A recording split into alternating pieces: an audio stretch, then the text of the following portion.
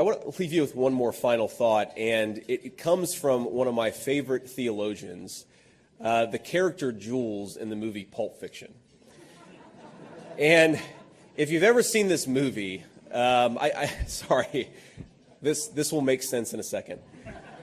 If you've ever seen this movie, there's a scene where Jules is sort of a violent gangster, and a guy unloads on him at point-blank range, and he sort of looks at himself and expects it to be, riddled with bullets, and then he's totally fine.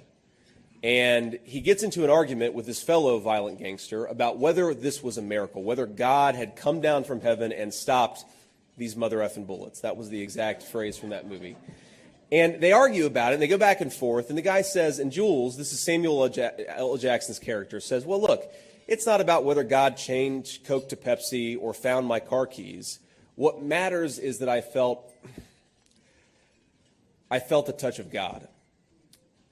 And I want to tell you a story because I think that, and again, I was motivated in part by having conversations with my 7-year-old. When we think about miracles, we think about Moses parting the Red Sea.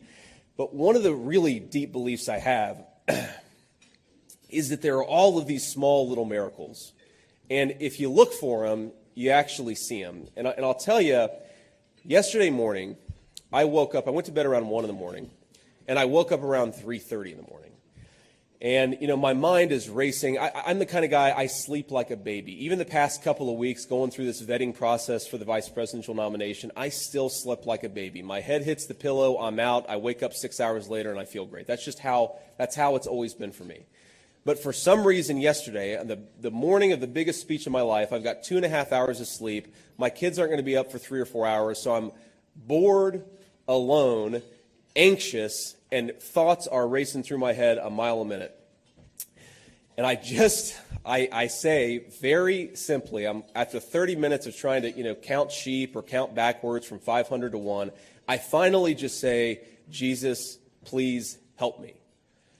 And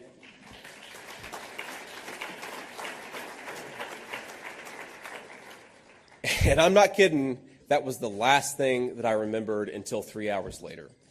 And again, it's a minor thing, and I'm sure that people who don't believe in God will say, oh, that's just a weird coincidence, a minor